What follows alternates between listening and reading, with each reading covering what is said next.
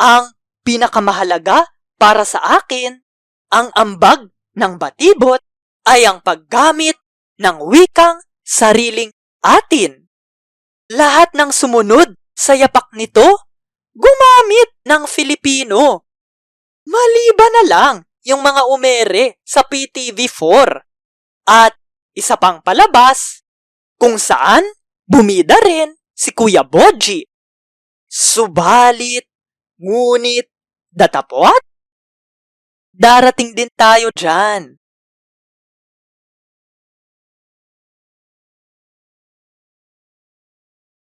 Mabuhay! Ako si Emir at tayo'y muling magbalik tanaw sa nakaraan.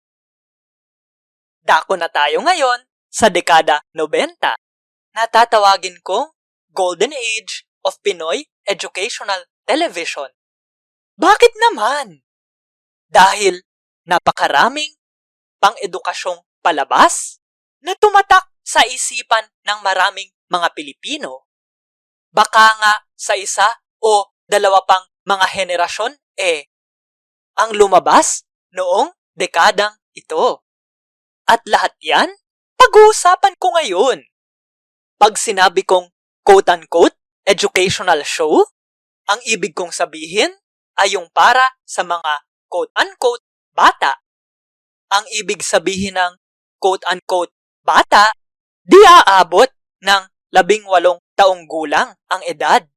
Ayon sa Children's Television Act of 1997. Kung gusto niyong malaman kung ano pa nga ba ang sinasabi sa batas na iyon, maaari ninyong panoorin ang aking baliktanaw tungkol dito. Simulan ko ang aking video ngayon sa batibot. Oo, di pa tayo tapos sa programang iyon. Bukod sa batibot, ginawa rin ng PCTVF ang Kalayaan 1896 at Parental Guide.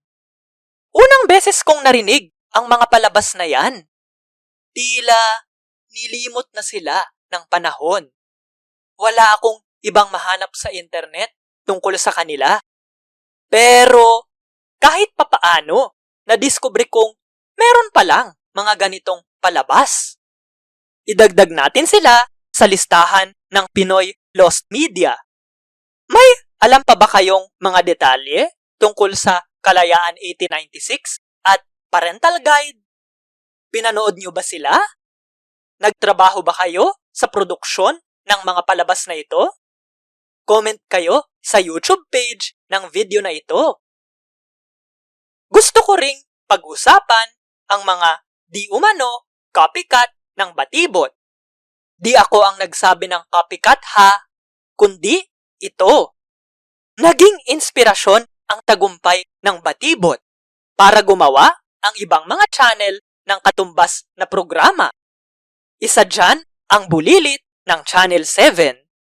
Mga dating taga-batibot ang producer ng Bulilit bago sila kinuha ng GMA 7.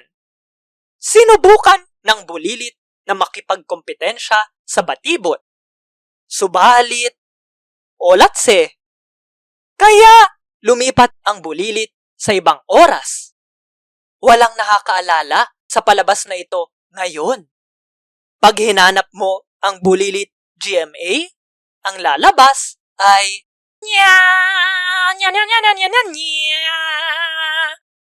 Di ko nga alam na may Bulilit Going Bulilit? Oo, henerasyon ko yan Pero hindi Bulilit. Nadiskubre ko lang ito nung nagsasaliksik ako para sa mga video ko tungkol sa batibot. Nakadiskubre ulit ako ng Lost Media. Hindi ito ang unang beses ha. Marami na rin akong nadiskubre. Ngunit, linawin ko ha, iba ang nadiskubre sa nahanap. Pag nadiskubre, impormasyon lang. Pag nahanap, yung mismong media. Sana malinaw. Okay? Okay. May Bulilit ang GMA. Tingin nyo ba papatalo ang ABS-CBN? Siyempre, alam na natin ang sagot dyan. Kaya, tara, pag-usapan na natin ang mga palabas ng ating kabataan. Yung mga programang binalik ng DOS nang magsimula ang lockdown. Hanggang, alam nyo na.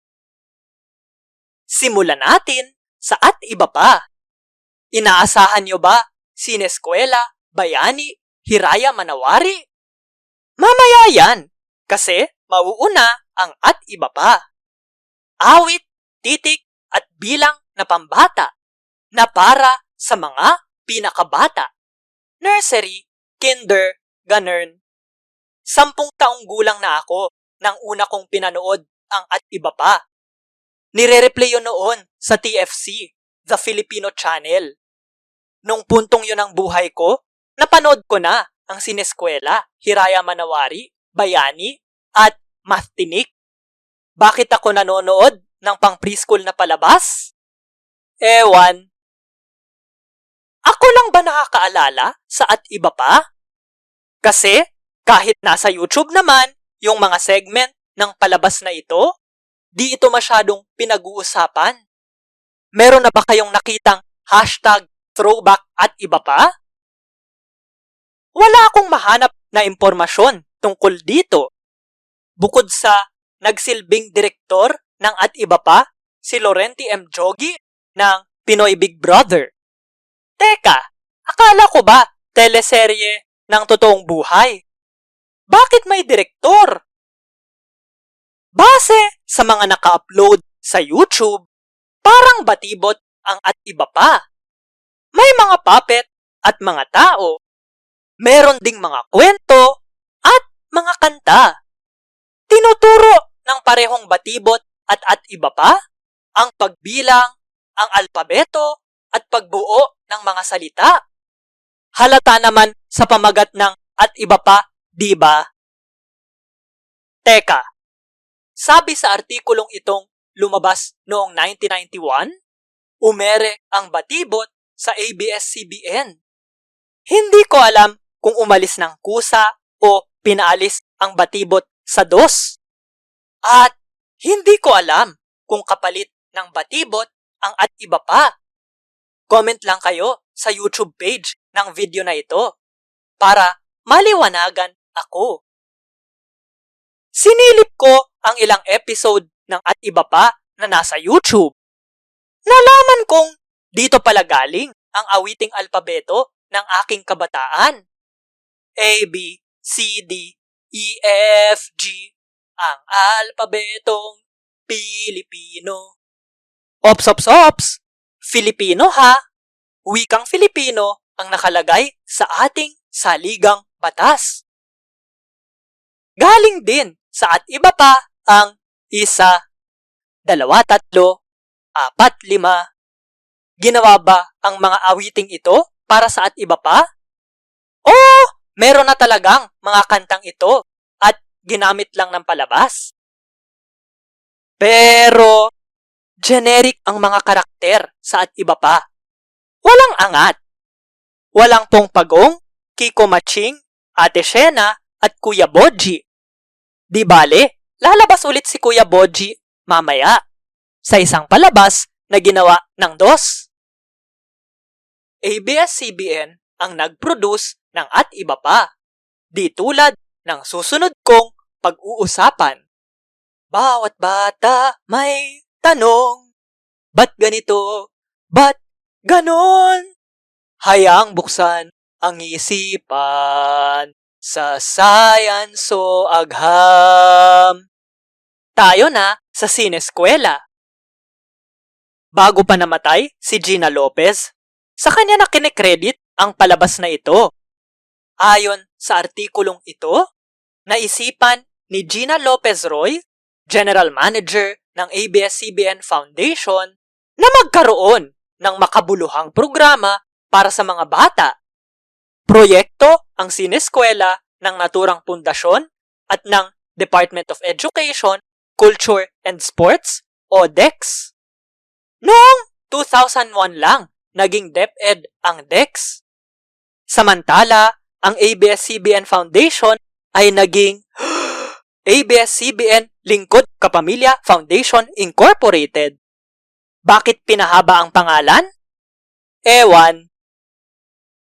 Kung di naman halata sa theme song, tungkol sa science o agham ang sineskwela. Siyensya? Isa itong eskwelang sumasahimpapawid sa ere.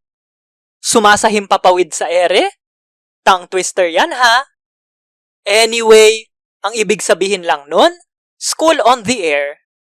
Para sa mga mag-aaral ng elementarya na umere araw-araw simula noong 1994.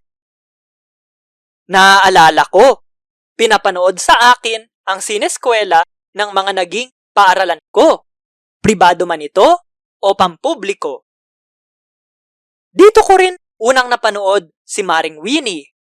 Hindi, Winnie Monsod yan eh. Hindi rin, Winnie the Pooh yan eh. At hindi ko rin ilalagay dito yung picture ni, alam nyo na, si Winnie Cordero ang tinutukoy ko. Nandito rin sa sineskwela si Tintin Bersola na naging host ng mga pang-umagang programa ng DOS na pinalitan ng Umagang Kay Ganda.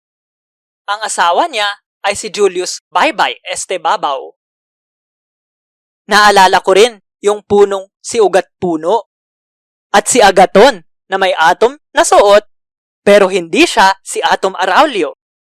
At syempre, memoryado ko pa rin theme song ng sineskwela hanggang ngayon.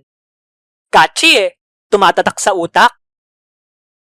Ano ba ang naging proseso sa paggawa ng isang episode ng sineskwela? Ayon kay Mariles Gonzalez, e-media program production manager, tumatagal ng 3 hanggang 9 na buwan. Ang proseso mula sa pagbuo sa konsepto ng isang episode hanggang sa aprubahan ito. Halimbawa, sinusuri muna ng DepEd, DOST, at ng mga consultant na psychologist para sa mga guro at bata ang script para sa sineskwela. Kailangan sukatin ang episode para matiyak na kaakit-akit ito at madaling unawain. Kung bagong palabas naman ang pag-uusapan, kailangang suriin ang quote-unquote visual approach para makita kung gagana ito. Bagong palabas ha, kaya lipat na tayo sa iba pang mga programa bukod sa sineskwela.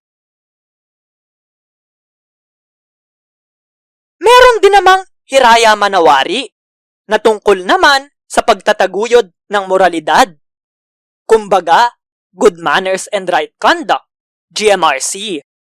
Panahon na siguro para i-remake ang Hiraya Manawari dahil batas na ang Batas Republika bilang 11476 na naguutos sa pagsama ng GMRC sa K-12 curriculum. Kailangan pa ba ng batas para dyan? Nung nasa high school naman ako, may GMRC naman kami. Public yun ha, hindi private. Sana lang tumatak sa isip yung mga bagong episode ha. Kasi wala akong maalala sa lumang Hiraya Manawari. Kahit yung theme song, yung tono lang naaalala ko. Gusto kong akyatin ang langit at gubat. Tama ba? Gusto kong sisirin ang lalim ng dagat. Tama ba yung lyrics ko? Speaking of GMRC, meron ding Once Upon a Time. Anong pinagkaiba ng dalawang palabas bukod sa time slot? Ewan, walang original na Once Upon a Time sa internet eh. Isa pang palabas, ang Bayani, tungkol sa kabayanihan at pamana ng lahi. Naalala ko noong Abril o Mayo 2019. Pinanood ko ang isang episode nito sa Knowledge Channel bago ako pumasok sa eskwela. Tungkol iyon sa mga rescuer noong lindol sa Baguio noong 1990. Dito rin sa Bayani ko napanood si Rizal na simpleng pumihit lang paharap bago siya barilin sa luneta. Walang drama, di tulad ni Cesar Montano. Siyempre, sinong hindi makakalimot sa math tinik na nagturo naman ng matematika? Ako, nalimutan ko na, kahit nga theme song eh. Halina't sumama na kayo, maglakbay, mag-enjoy, maglaro. Tuklasin natin ng buhay natin. Tama ba lyrics ko? Gusto ko naman ang math, kaya bakit ko nalimutan ang math tinik? Nandyan din ang Apple na nagtuturo naman ng Ingles. Bida dito si Kuya Boji na tinatawag na Kuya o Tito Luis. Di ako laking batibot. Kaya, hindi problema sa aking marinig si Kuya Boji na puro Ingles ang sinasabi. Pero, ano kaya masasabi ng mga batang batibot na nasanay na marinig si Kuya Boji na magkwento sa wikang Filipino? Tapos, mapapanood nila si Kuya Boji sa Apple. Samantala, nilunsad noong 1999 ang pahina. Si Carlo Aquino na gumanap sa papel na Balt o Baltasar ang bida. Ang kanyang lolong mamamahayag, si Lolo Lope, ay ginampanan naman ni Juni Gamboa. Si Juni Gamboa. Pag narinig mo na boses niya, alam mong siya yun. Dokumentaryo man tungkol sa batas militar? O kaya sa Doña Paz? O bilang mga karakter sa Voltes 5? O bilang si Immortal Juan Ponce Enrile? Sinong may gusto ng corned beef niya? Sikreto daw yun sa habang buhay niya. Balik tayo sa pahina. Kinukumbinsi ni Lolo Lope si Balt na magbasa at pahalagahan ang panitikan. Nakatuon ang palabas sa panitikan para sa mga high school. Nakadalawang season ang pahina. Pero, hindi ito tumatak sa maraming tao. Wala ito sa throwback na pinopost ng mga kaedad ko. Ngayon ko nga lang nalaman na may ganito eh. Ano ang masasabi niyan tungkol sa panitikang Pilipino? Kayo na ang humusga. Hindi nag-iisa ang ABS-CBN sa mga palabas na pang-edukasyon noong dekada 90. Tingin nyo ba magpapatalo ang siguro pinakamalaki nitong Karibal na naglilingkod din sa sambayanang Pilipino? Aba, wala nang iba kundi Para sa Bayan! Tururururun. Nag-ere ang PTV4 ng 3 palabas para sa mga guro ng agham sa elementarya at kimika at pisika sa high school sa ilalim ng Continuing Education Program for Science via Television o CONSTEL. Oo, para sa mga guro ang mga palabas na ito.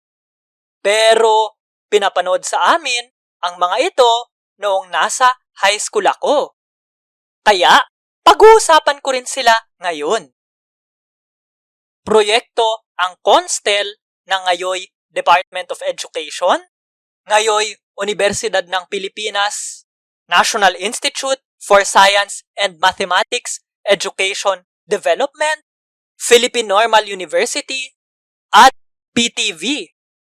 Pinondohan ang mga palabas na ito ng Countrywide Development Fund ni Senador Edgardo J. Angara, aka Pork Barrel. Nandyan ang Chemistry in Action kasama si Dr. Ramon Miranda, ang Physics for Everyday Life kasama si Dr. Zenaida Domingo, at ang Science Made Easy kasama si Dr. Lourdes Carale. Insurance? Meron ding CONSTEL, a telecourse for teachers of English, kasama si Nanette Cusi Monte Alegre. Ginagaya pa namin noong high school yung Chemistry in Action. Nakatago nga dito yung CD eh. Kaso, di na gumagana. Oh well, papel. Tapos, ang weird ng Physics in Everyday Life. Kanta ni Richard Marx yung theme song. Mababagal mga kanta nun eh. Wherever you go, whatever you do, I will be right here waiting for you. Pero yung ginamit na theme song, mabilis naman. Alam kaya niya na ginamit yung kanta niya? Gusto niyo bang pag-usapan ko ng mas masinsinan ang isang palabas na binanggit ko sa video na ito? Gusto niyo bang mapanood ang mga episode na mapapanood ko sa internet? Kung oo, maaari niyong suportahan ang Baliktanaw sa Patreon. Maaari kayong humiling ng review ng isang palabas sa telebisyon. Hindi lang ang mga binanggit ko dito. Kung di nyo abot yung halagang yon, huwag kayo mag-alala. Para sa abot kayang presyo, pwede ninyong mapanood ng mas maaga ang mga video ko. Pwede nyo ring makita ang pangalan nyo, gaya ng makikita nyo ngayon sa screen nyo. Pindutin ang like, share, subscribe, at ang batingaw o bell para masabihan kayo agad pag may bagong Baliktanaw/In Hindsight. Wala kayong mamimiss, basta pindutin nyo yung bell. Comment din kayo sa YouTube page ng video na ito. Ano ang naaalala ninyo sa pagnood o kaya sa pagtatrabaho, sa paggawa? Salamat sa mga nagbibigay ng kahit magkano sa PayPal. Salamat din sa mga padrino ko sa Patreon sa inyong patuloy na suporta. Sa huli, nais kong magpasalamat sa aking kapatid na si G-G Arts para sa microphone na gamit ko ngayon. Comment kayo sa baba kung ano ang masasabi nyo sa quality ng audio ng video na ito. Salamat! Hanggang sa muli, kita-kits! Ingat!